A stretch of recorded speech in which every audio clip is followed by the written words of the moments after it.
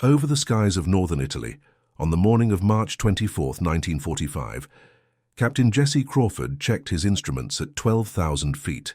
The morning sun glinted off his P-51 Mustang's wings as he led his squadron through scattered clouds. Intelligence had reported minimal resistance in the sector.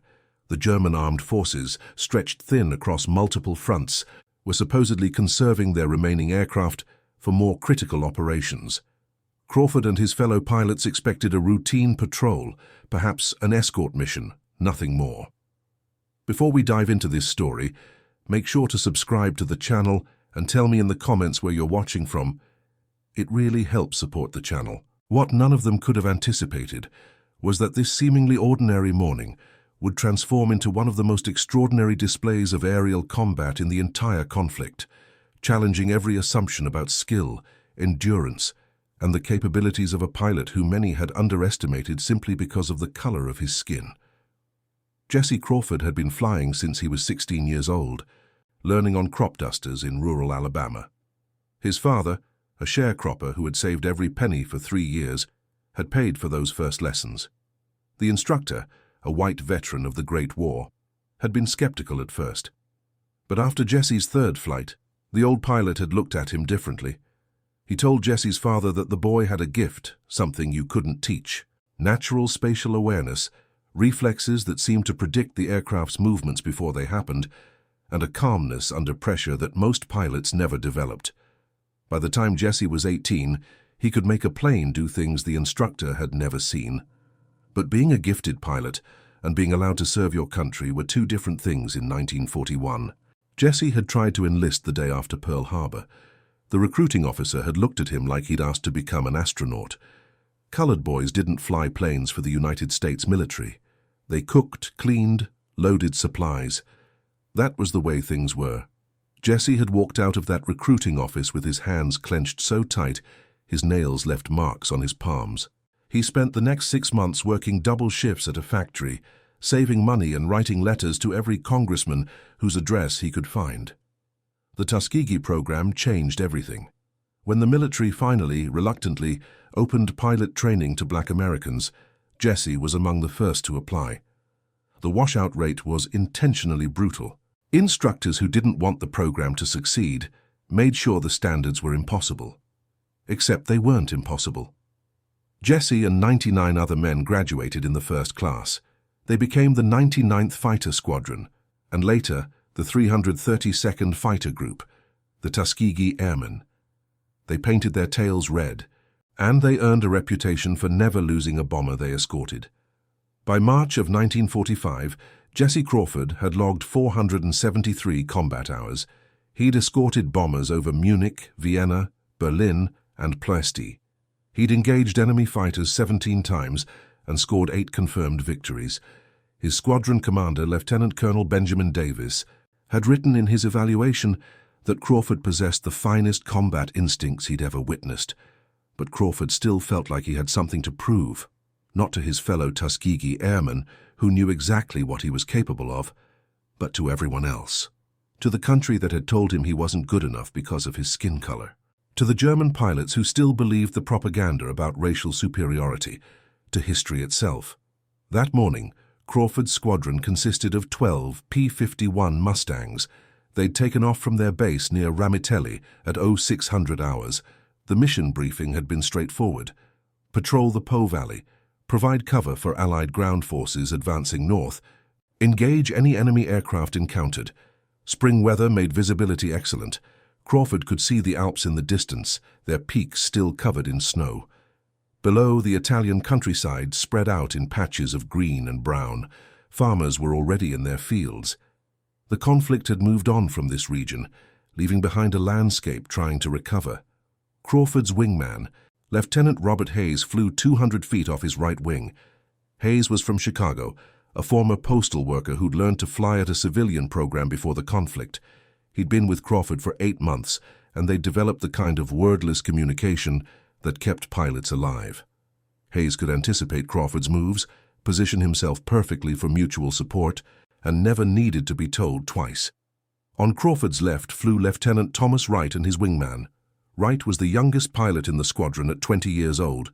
but he flew like a veteran. Behind them, 8 more Mustangs maintained formation, their red tails bright against the morning sky. At 07:15, the radio crackled. Ground control reported unidentified aircraft approaching from the northwest. Crawford acknowledged and banked his squadron toward the intercept vector. His pulse quickened slightly, but his hands remained steady on the stick and throttle. This was what he'd trained for, what he'd endured 1,000 insults and indignities for. The chance to prove that skill had nothing to do with skin color and everything to do with heart, intelligence, and dedication. They spotted the enemy formation at 07:23. Crawford counted them twice to be sure. 30 aircraft, 30 German fighters in 3 distinct groups of 10. His tactical display confirmed they were Focke-Wulf 190 Doras, the latest variant, with more powerful engines and improved armament. This wasn't a scattered remnant of a defeated air force. This was a concentrated strike force, probably assembled from multiple units, possibly on a mission to support a ground counteroffensive. Crawford felt his stomach tighten. His squadron was outnumbered more than 2 to 1. Hayes's voice came through the radio, steady despite the odds. He asked if they should call for reinforcements. Crawford considered it for perhaps 3 seconds. Reinforcements were 20 minutes away minimum. Whatever those 30 fighters were planning to do, they'd accomplish it long before help arrived. Besides, the closest Allied bomber formation was only 15 miles east. If those German fighters got through, hundreds of American airmen would be vulnerable. Crawford made his decision. They would engage. He radioed his squadron with clear, calm instructions. They would use the sun, climb to 20,000 feet, position themselves with the sun at their backs, then dive on the enemy formation. Hit the rear group first, disrupt their formation, then separate and engage targets of opportunity. Stay in pairs, watch each other's backs, and don't chase kills. The objective was to break up the enemy formation and prevent them from reaching the bombers. Nothing else mattered. His pilots acknowledged without hesitation. They trusted Crawford completely. He'd brought them through 17 previous engagements without losing a single pilot. They climbed hard, engines screaming, trading speed for altitude. The German formation continued northwest, apparently unaware of the threat climbing above them. Crawford watched them through his canopy, calculating distances, angles, closing speeds. His mind processed the tactical situation like a chess master seeing moves ahead. The German pilots were maintaining tight formation, professional and disciplined. These weren't inexperienced replacements. These were veterans. At 20,000 feet, Crawford leveled off and positioned his squadron. The sun blazed behind them, turning their aircraft into dark silhouettes impossible to see until too late. He checked his fuel. 3/4 full. Ammunition counters showed all 650 caliber machine guns loaded and ready, roughly 1,700 rounds. He took a deep breath, said a quick prayer the way his mother had taught him, and pushed the stick forward. The dive was nearly vertical, 12 Mustangs plummeting from the sky like birds of prey. Crawford's airspeed indicator climbed past 400 miles per hour. The wind screamed over his canopy.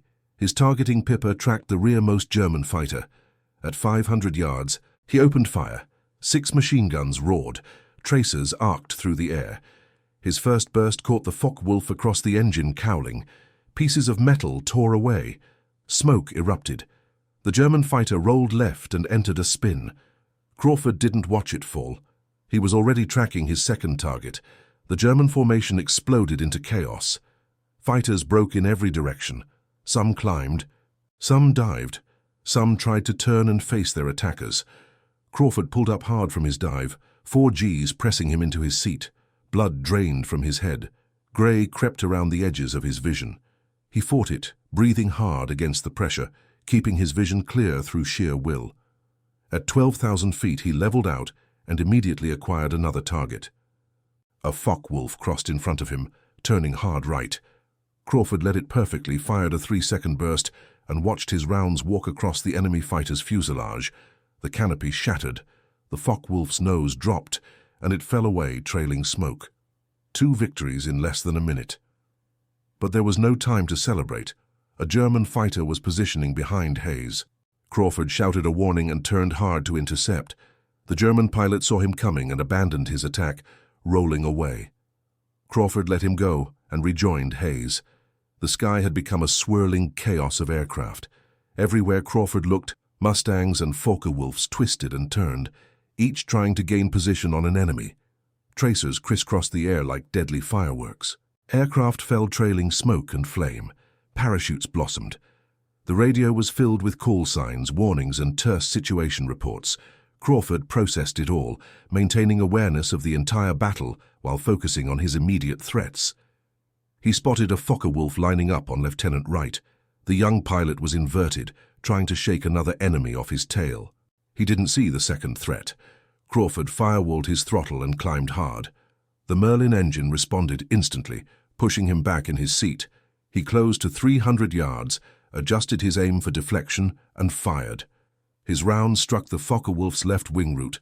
The wing folded and tore away. The German fighter cartwheeled through the sky and disintegrated. Crawford called to Wright, told him to brake right, and then followed his own wingman into a climbing spiral. Minutes blurred together. The battle became a series of snapshots, a German fighter filling his gun sight, tracer rounds reaching toward him from behind, forcing a violent break. Hayes calling a target at his 9 o'clock, the satisfying shudder of his guns firing, smoke trails marking aircraft falling from the sky. The constant radio chatter, the smell of cordite and oil in the cockpit, the ache in his arms from fighting the stick, the sweat running down his back despite the cold at altitude. Crawford scored his fourth victory when a Focke-Wulf made the mistake of trying to climb away.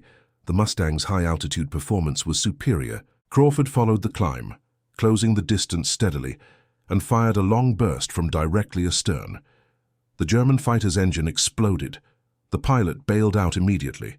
Crawford watched the parachute deploy, then turned back into the fight. The German formation was scattered now, their numerical advantage negated. Individual dogfights raged across 10 miles of sky. Crawford checked his ammunition, less than half remaining. He'd been firing in controlled bursts, but the expenditure was inevitable. He scanned for his squadron. 10 Mustangs still airborne. 2 were damaged, but flying. Lieutenant Hayes was still with him, though his aircraft showed bullet holes in the tail. The German fighters had been reduced to approximately 18 aircraft still engaged. The mathematics had shifted. Then Crawford saw them. 4 Focke-Wulfs had broken away from the main engagement and were heading northeast, toward the bombers. He realized instantly what was happening. While the main force kept the Tuskegee pilots engaged, this element would complete the original mission. It was tactically sound, and he was the only one who could stop them. Crawford radioed Hayes to take command of the squadron and continue engaging the main force. Then he turned and pushed his throttle to maximum power, chasing the 4 German fighters. They had a head start of 3 miles and were flying at full speed. The Mustang's speed advantage was minimal at this altitude, but Crawford had one thing the German pilots didn't: absolute determination. The chase lasted 8 minutes. Crawford slowly closed the gap, his Merlin engine running at maximum power, fuel consumption be damned. The German pilots didn't see him initially. They were focused on their target, believing their comrades had tied up the American fighters. Crawford closed to 800 yards, 700, 600. At 500 yards, the rear German pilot finally spotted him. Crawford saw the Focke-Wulf waggle its wings, alerting the others. All 4 enemy fighters broke formation and turned to engage him, 4 against 1. Crawford assessed his situation in an instant. Low ammunition, no wingman. 4 experienced enemy pilots, but he had speed from his pursuit, and he had altitude advantage. Most importantly, he had something to prove. He selected the nearest fighter and committed to a head-on attack. Both aircraft closed at a combined speed of over 600 miles per hour. Most pilots would break off from a head-on. It required absolute nerve to hold course while another aircraft's guns fired at you. Crawford didn't break. Neither did the German pilot. Both opened fire simultaneously. Tracers filled the space between them. Crawford felt rounds strike his aircraft. Something hit his left wing. Another round punched through his canopy 2 feet from his head, but his rounds were striking the Focke-Wulf too. He saw pieces fly off the enemy's nose. The Germans' guns went silent. At the last possible instant, Crawford pulled up hard. The 2 aircraft missed collision by less than 20 feet. Crawford rolled inverted and looked back. The Focke-Wulf was falling, trailing smoke, its engine destroyed. The pilot was struggling with his canopy, 3 remaining. They came at him from different angles, trying to trap him in a crossfire. Crawford rolled right, dove, then pulled up hard into a climbing turn. 1 German followed. The other 2 tried to cut him off. Crawford reversed his turn at the top, bleeding speed deliberately, letting 1 pursuer overshoot. As the Focke-Wulf flashed past, Crawford rolled behind it and fired. A 2-second burst. The enemy fighter's tail disintegrated. It went into an uncontrollable spin. 2 left. Crawford's ammunition counter showed less than 200 rounds remaining. He checked his fuel. A quarter tank. The battle had consumed fuel at an incredible rate. But he wasn't done yet. The 2 remaining German fighters had learned caution. They maintained separation, trying to force Crawford to commit to one while the other attacked. Standard tactics, effective against most pilots. Crawford feinted toward the left fighter, then reversed hard right. The right side Focke-Wulf, anticipating Crawford's attack on his partner, had turned to position for a shot. Crawford's reversal put him inside the German's turn. He pulled lead, fired his remaining ammunition in one continuous burst, and watched his tracers tear into the Focke-Wulf's cockpit and engine. The fighter rolled inverted and dove straight down, completely out of control. 1 enemy fighter remained. Crawford's guns were empty. The German pilot knew it. Crawford could see the Focke-Wulf turning toward him, lining up for an attack. Crawford's mind raced through his options. He could run, but the Focke-Wulf might catch the bombers. He could try to ram, but that would accomplish nothing except his own destruction. Then he remembered something his instructor back in Alabama had told him. Sometimes the most important thing a fighter pilot can do is just stay between the enemy and the target, even with empty guns. Crawford turned toward the German fighter and flew straight at him. The Focke-Wulf opened fire. Tracers reached toward Crawford's Mustang. He jinked left, then right, making himself a difficult target. The German's rounds missed. Crawford closed the distance, flying as if he still had ammunition. The German fighter broke off, unwilling to risk a head-on collision. Crawford turned and positioned himself between the enemy and the bomber formation. Every time the German tried to slip past, Crawford maneuvered to block him. This continued for 3 minutes. The German pilot grew frustrated. He made increasingly aggressive attempts to get past Crawford's aircraft. Each time Crawford blocked him, flying his unarmed Mustang like a matador's cape, always in the way, never quite within gun range. Finally, the German pilot gave up. He was low on fuel too, and this single American fighter was proving impossible to defeat. The Focke-Wulf turned and flew east, back toward German-held territory. Crawford watched him go, then turned toward the bomber formation. They passed beneath him, 72 B-17 flying fortresses, flying in perfect formation, untouched by the enemy. Crawford's fuel gauge was nearly on empty. He'd been airborne for almost 2 hours, much of it at maximum power. He radioed ground control and requested a vector to the nearest friendly airfield. They directed him to a forward landing strip 30 miles south. Crawford coaxed every mile from his remaining fuel. The Merlin engine coughed twice as he approached the airfield. He called the tower, declared an emergency, and came straight in. The engine died on final approach. Crawford glided the last quarter mile and touched down perfectly on the grass strip. The Mustang rolled to a stop 50 feet from the end of the runway. Crawford sat in the cockpit for a long moment, his hands shaking now that the adrenaline was fading. He was alive. His squadron was safe. The bombers were safe. Ground crew swarmed his aircraft as he climbed out. They counted the damage. 37 bullet holes. Damaged left wing, perforated canopy, shredded tail section, destroyed radio antenna. One more hit in the right place, and Crawford would have gone down. The crew chief, a white sergeant from Tennessee, looked at Crawford with undisguised awe. He asked Crawford how he'd made it back. Crawford just smiled and said his guardian angel had been working overtime. The full accounting came later. Crawford's squadron had engaged 30 German fighters and defeated them decisively. The Tuskegee Airmen had shot down 18 enemy aircraft confirmed, with 4 more probable. They'd lost no pilots, though 5 aircraft required major repairs. Crawford personally was credited with 8 confirmed victories in that single engagement, bringing his total to 16. making him one of the highest-scoring pilots in the Mediterranean theater. But the numbers didn't tell the full story. What the numbers couldn't capture was the moment when Crawford had chased 4 enemy fighters alone, outnumbered but undeterred. What they couldn't measure was his decision to continue fighting even with empty guns, using nothing but nerve and flying skill to protect the bombers. What they couldn't quantify was the message he'd sent to every pilot who'd ever doubted that a black man could excel in aerial combat. He hadn't just won a battle, he'd shattered assumptions. The German pilots who survived that engagement reported something that spread through intelligence channels on both sides. They said they'd encountered American fighters of exceptional skill, flown by pilots who fought with a determination they'd rarely seen. One German ace, interviewed after the conflict ended, specifically mentioned an engagement where a single American fighter had held off multiple aircraft with no ammunition, flying purely on audacity and skill. He said he'd never seen anything like it. When told the pilot had been one of the Tuskegee Airmen, the German ace had nodded slowly and said, "Talent recognizes no boundaries." But Crawford's greatest victory came 3 days later. He was summoned to headquarters, where a general from the Army Air Forces was visiting. The general, a Texan who'd initially opposed the Tuskegee program, stood in front of 40 assembled pilots. He looked at Crawford for a long moment, then extended his hand. He told Crawford and the assembled Tuskegee Airmen that he'd been wrong.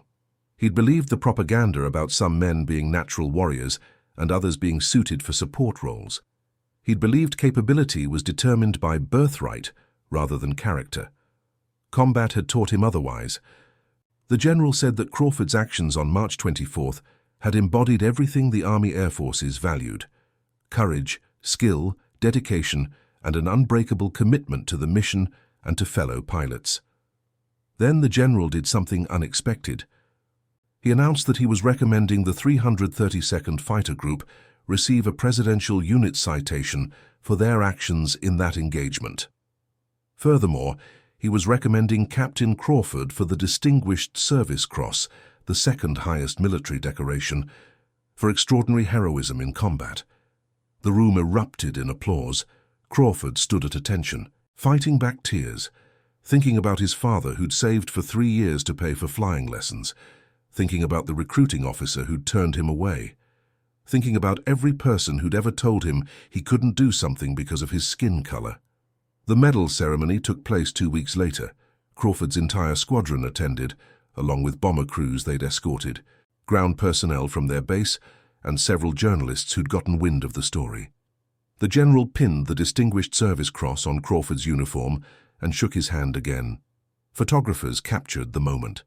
One of those photographs appeared in newspapers across America, including in Crawford's hometown in Alabama. That photograph showed a black pilot receiving one of the nation's highest honors from a white general who'd once opposed everything Crawford represented. It was a powerful image. It said things about change and progress that words couldn't capture. Crawford flew 23 more combat missions before the conflict in Europe ended in May 1945. He scored 2 more confirmed victories, bringing his final total to 18. He returned to the United States in July and was assigned to training new pilots.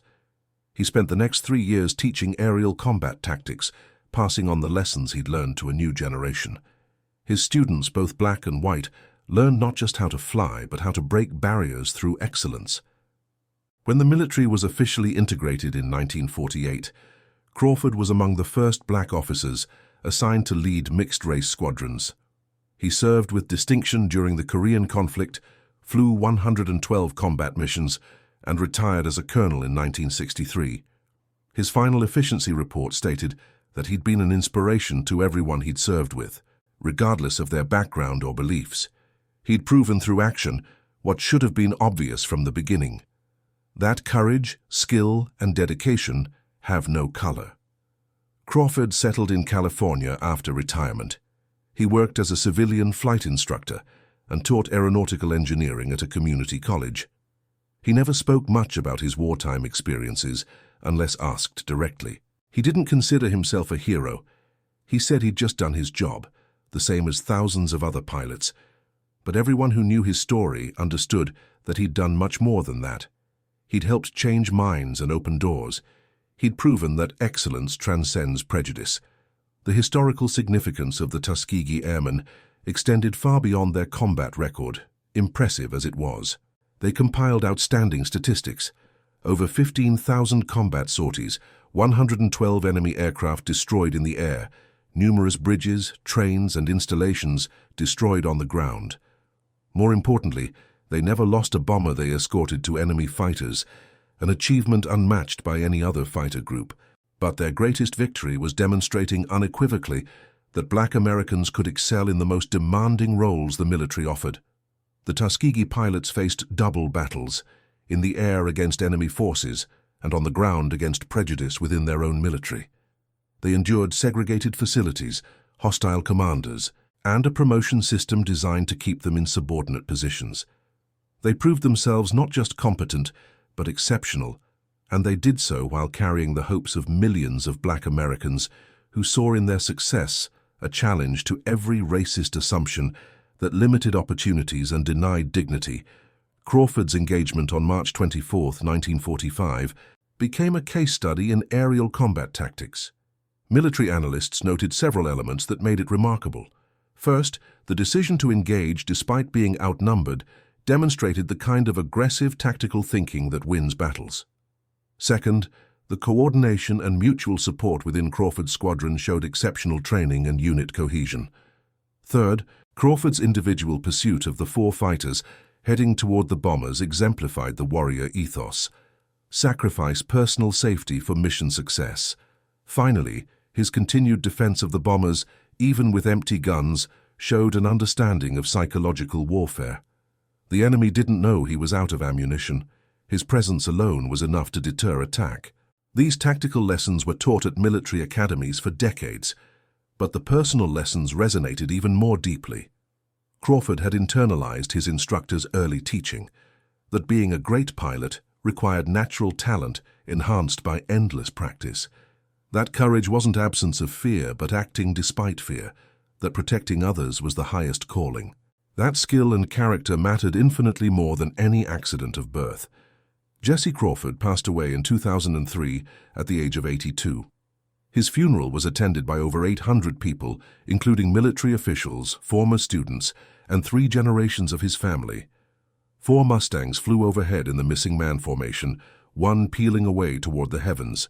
The eulogy mentioned his Distinguished Service Cross, his 18 confirmed victories, and his years of service, but it focused primarily on how he'd lived after the conflict, how he'd taught and mentored, how he'd treated everyone with dignity, how he'd built bridges between communities, how he'd embodied quiet excellence and humble greatness. Among the attendees was the son of one of the German pilots Crawford had faced that March morning.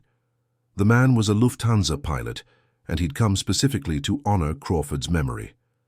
He told Crawford's children that his father had always spoken of that engagement with respect. The German pilot had said the American fighters they'd faced that day were exceptional, and after learning they were the Tuskegee Airmen, he'd followed their story. He'd been ashamed that his own country had promoted the same kind of prejudice that America's Tuskegee pilots had overcome. Meeting that man, hearing that his father had respected Crawford, brought tears to Crawford's oldest daughter. It confirmed what she'd always known, that excellence transcends nationality, ideology, and prejudice, that warriors recognize warriors, that humanity unites us all. The legacy of the Tuskegee Airmen, and pilots like Jesse Crawford, extends to every Black American who's worn a military uniform since. They opened doors that had been locked. They demolished arguments that capability was limited by race. They proved that when given equal opportunity and training, performance comes down to individual merit.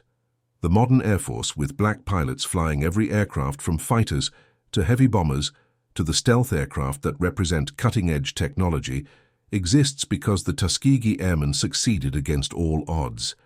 Crawford's story also resonates beyond military service. He represents everyone who's ever been told they can't achieve something because of who they are. Everyone who's faced prejudice and responded not with bitterness, but with excellence.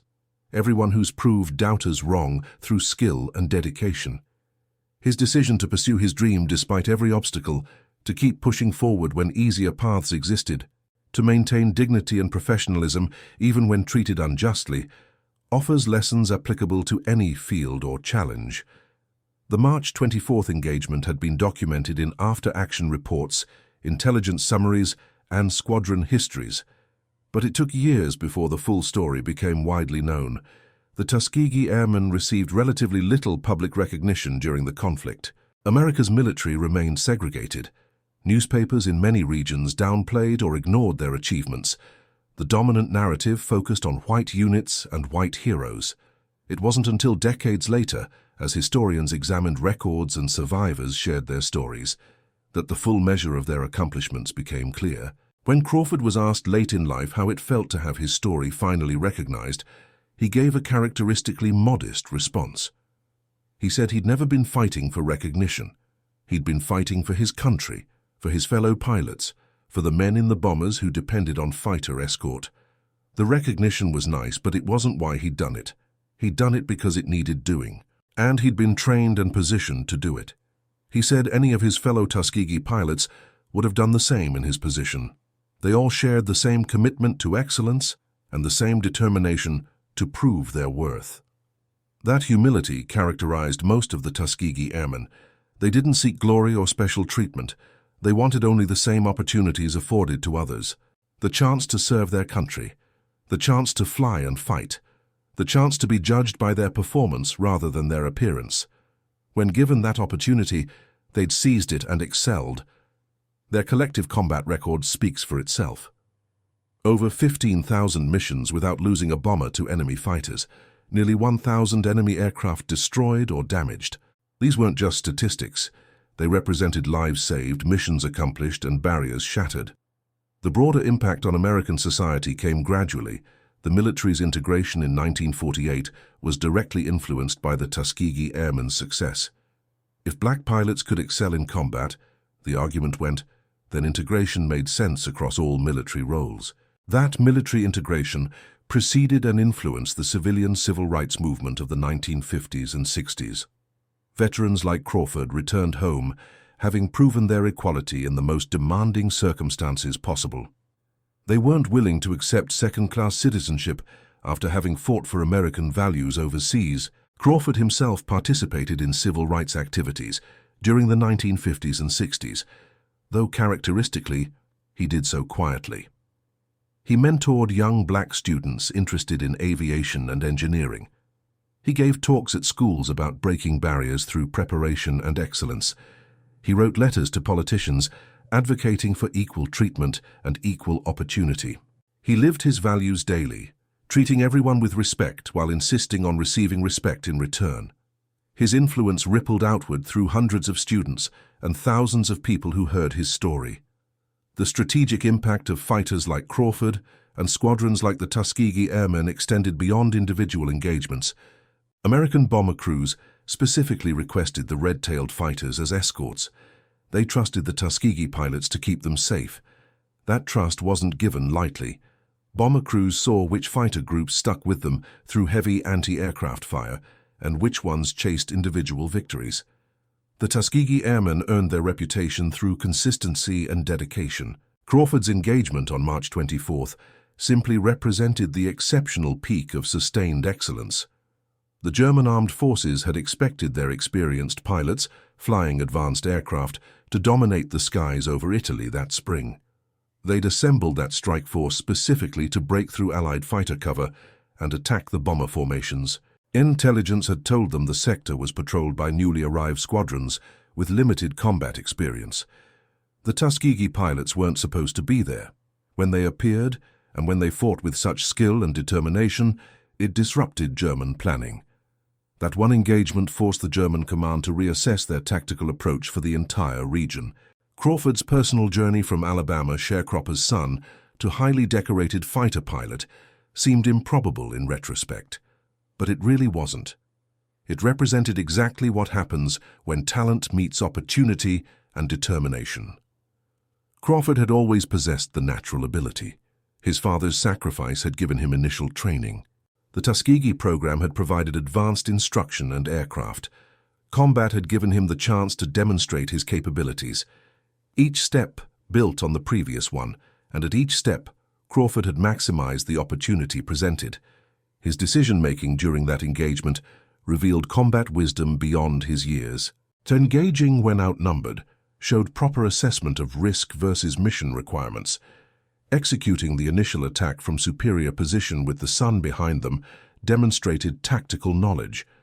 Maintaining squadron cohesion during the chaotic battle showed leadership.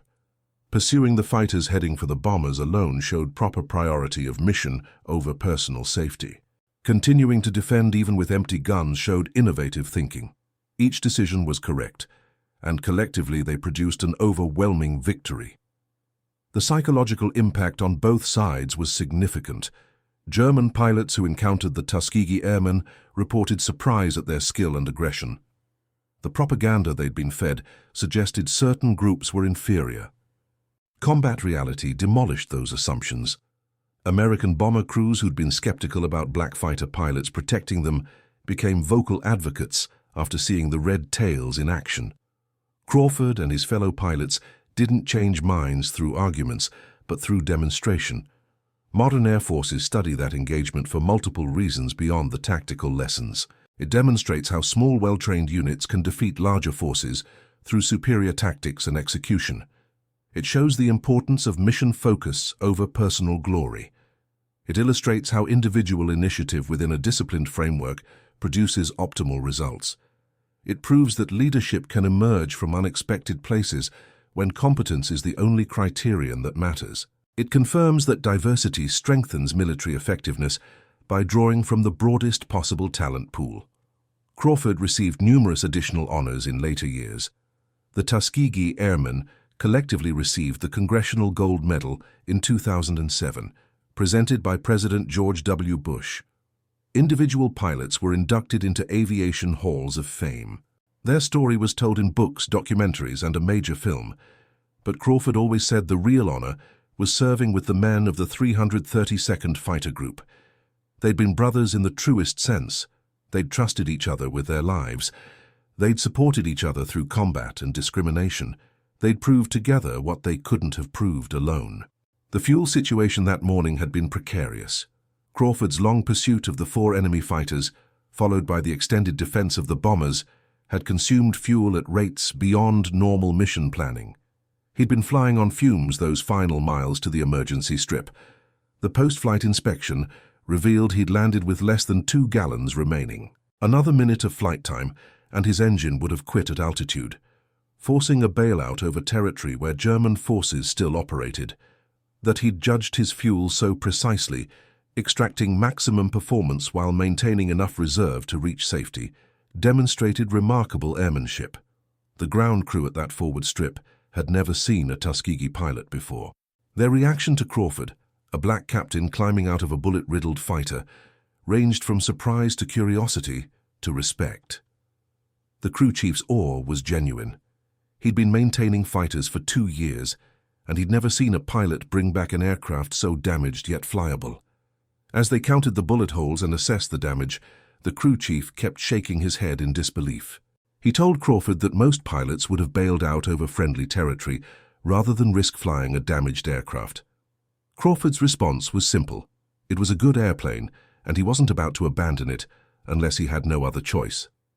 That attitude toward the aircraft itself reflected Crawford's respect for the mechanics and support personnel who kept the fighters flying.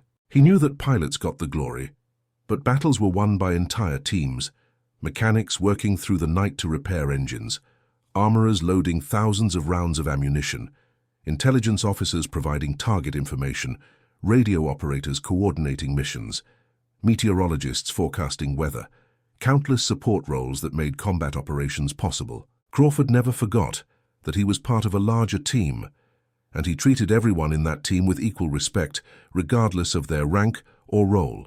The Distinguished Service Cross citation specifically mentioned Crawford's actions after expending his ammunition. The reviewing board noted that most pilots would have disengaged once their weapons were empty. Crawford's decision to continue defending the bombers, using only his presence and maneuvering to deter enemy attack, showed exceptional courage and dedication to mission. The citation called it one of the finest examples of aerial combat leadership in the entire conflict. But Crawford later said he'd simply been doing what any good fighter pilot would do: stick with the bombers. That was the mission. Nothing else mattered. His 8 confirmed victories in a single engagement placed him among an elite group. Only a handful of American pilots in all theaters achieved 8 kills in one mission. The feat required not just skill, but ammunition management, fuel management, situational awareness, and sustained performance under stress. Most pilots experienced adrenaline crashes after intense combat. Crawford had maintained peak performance for nearly 2 hours of continuous action. That combination of physical endurance, mental focus, and technical skill was exceptionally rare. The after-action interviews with Crawford's squadron provided additional details. Lieutenant Hayes, his wingman, described Crawford's flying as poetry in motion. He said Crawford never seemed rushed or panicked.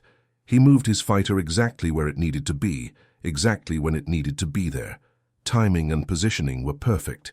His radio calls were calm and clear. He warned other pilots of threats, coordinated attacks, and maintained unit cohesion, all while engaging enemy fighters himself. Hayes said Crawford's leadership that day was the finest he'd witnessed in the entire conflict. Lieutenant Wright, the young pilot Crawford had saved from 2 attacking fighters, struggled to express his gratitude during the interview. He credited Crawford with saving his life at least twice during the engagement. Wright said he'd been focused on the enemy behind him and never saw the second fighter setting up an attack. Crawford's intervention had been perfectly timed and executed. Wright said he owed his life to Crawford's awareness and skill. He promised himself he'd become the kind of pilot Crawford was.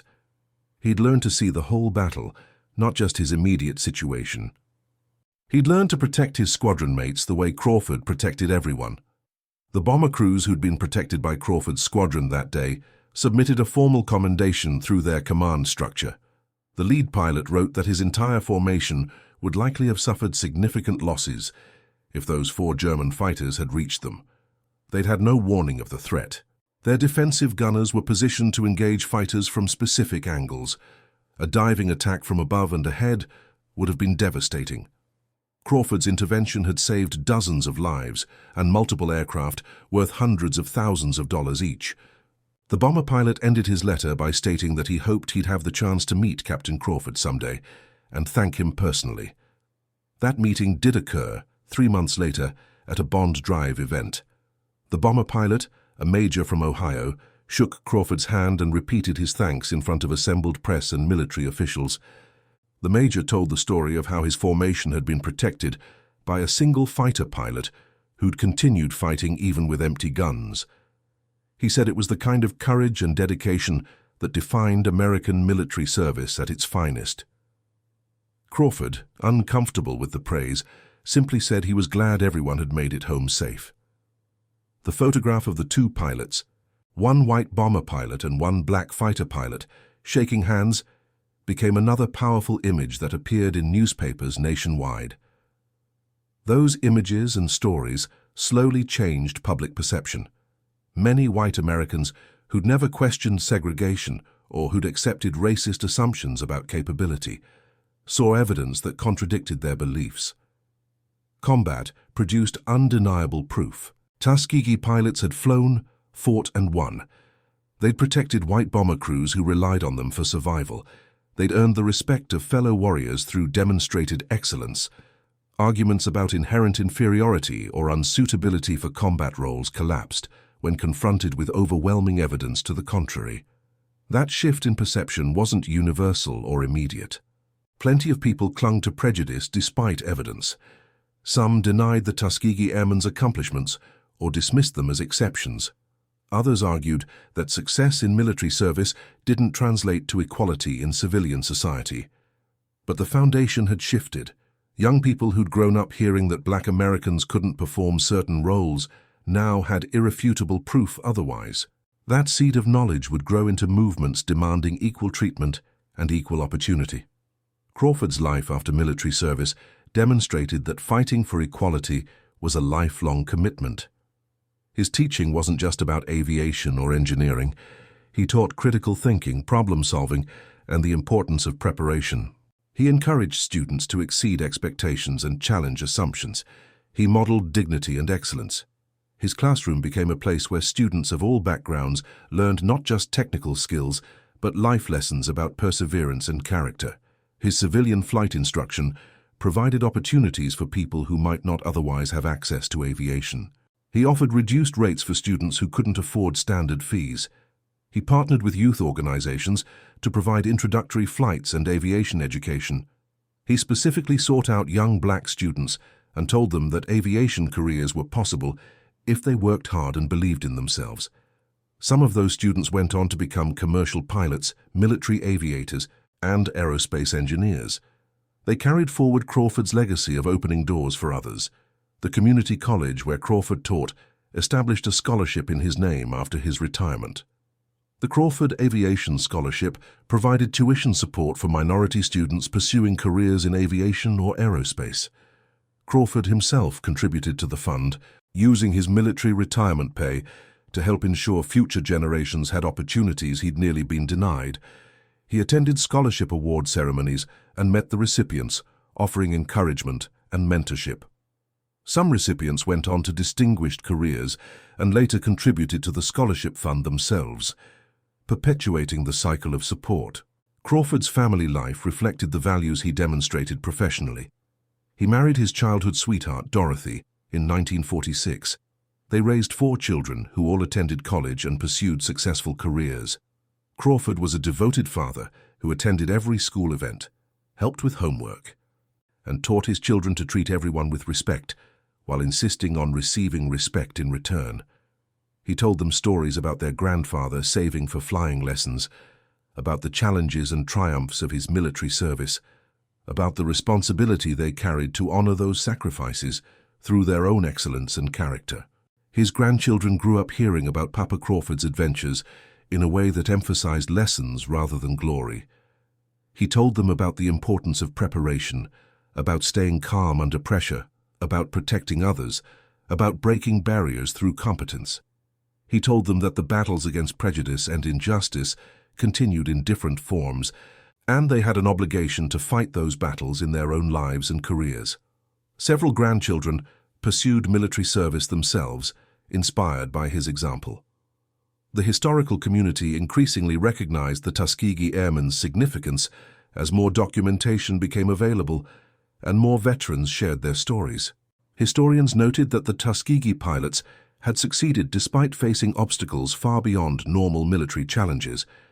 They'd overcome institutional racism, inadequate resources initially, hostile commanders in some cases, and the burden of representing an entire race in the eyes of skeptics. That they'd excelled under those conditions made their achievements even more remarkable. Academic studies analyzed the Tuskegee program's training methodology and found it had been exceptionally rigorous. The washout rate exceeded that of white pilot programs, not because black candidates were less capable, but because instructors and administrators held them to higher standards. Those who graduated had been tested more thoroughly than their white counterparts. This explained, in part, why Tuskegee squadrons performed so well in combat. They'd been forged under intense pressure before they ever faced an enemy fighter. Crawford's personal qualities exemplified what made the Tuskegee program successful. Natural talent, certainly, but also work ethic, discipline, composure under pressure, tactical intelligence, leadership ability, and a deep sense of purpose beyond personal advancement. He'd understood that every mission was a statement about what Black Americans could achieve. That responsibility never made him reckless or hesitant. It made him determined to perform at the highest level every single time. Failure wasn't an option because too much depended on success. That pressure might have crushed a lesser person. Crawford channeled it into motivation. Every discriminatory comment, every doubter, every obstacle became fuel for his determination. He didn't waste energy on bitterness or resentment. He focused on preparation and execution. When given the chance to fly combat, he was ready. When thrust into the engagement on March 24th, he made every decision correctly because he'd internalized the lessons of training and earlier combat experience. Excellence became automatic. The passage of time revealed the lasting impact of that morning over Italy. German military records, examined decades later, showed that engagement forced a significant strategic reassessment. The German command had believed they could still achieve local air superiority by concentrating their remaining fighters. The defeat inflicted by Crawford's squadron demonstrated otherwise. Allied fighter pilots, particularly the Tuskegee Airmen, had achieved such skill levels that numerical advantages no longer guaranteed success. This realization influenced German decisions about resource allocation and defensive strategy during the conflict's final months. American military planning evolved too. The Tuskegee Airmen's success provided irrefutable evidence that racial integration enhanced rather than weakened military effectiveness. Their combat record became a key argument for President Truman's integration order in 1948. Military necessity overcame prejudice. The armed forces couldn't afford to waste talent based on skin color. That pragmatic recognition of capability over appearance eventually spread to civilian sectors, though progress came slower and faced greater resistance outside military structures. Crawford witnessed that gradual progress throughout his life. He saw schools integrate, though he remembered the violence and hatred that accompanied desegregation. He saw voting rights expand, though he remembered when Black Americans were systematically denied the franchise. He saw opportunities increase in employment, education, and housing, though he remembered when such opportunities were largely closed. He saw Black Americans elected to political offices, including eventually the presidency, though he remembered when such possibilities seemed unimaginable. Each advance reminded him that progress, while painfully slow, was real, that the battles he and his fellow Tuskegee Airmen had fought, both in the air and on the ground, had contributed to meaningful change. But he also recognized that the work remained unfinished. Prejudice didn't disappear because laws changed or because evidence of equal capability became overwhelming. It adapted and persisted in subtler forms. Crawford spoke to young people about the importance of continued vigilance, continued excellence, and continued insistence on dignity and equality. He told them his generation had opened doors, but they would need to keep those doors open and open new ones. He encouraged them to remember history while focusing on the future. The legacy of March 24, 1945, extended beyond military history into American cultural memory. It became a story about more than aerial combat. It symbolized the broader narrative of Black Americans proving their worth despite systemic obstacles, serving their country with distinction despite being denied full citizenship rights, and achieving excellence that forced recognition from even the most committed skeptics. Crawford's actions that morning encapsulated those themes in a dramatic, documented, undeniable way. Military academies included the engagement in their curriculum as a case study of tactical excellence, leadership under pressure, and mission accomplishment against odds. But they also used it to teach lessons about the costs of discrimination and the benefits of inclusion. How many potential Jesse Crawfords never got the chance to fly because of racial barriers? How many talented individuals were lost to segregation and prejudice? How much stronger could America's military have been if it had drawn from its entire population without artificial restrictions? These questions, raised by Crawford's story, applied far beyond military contexts.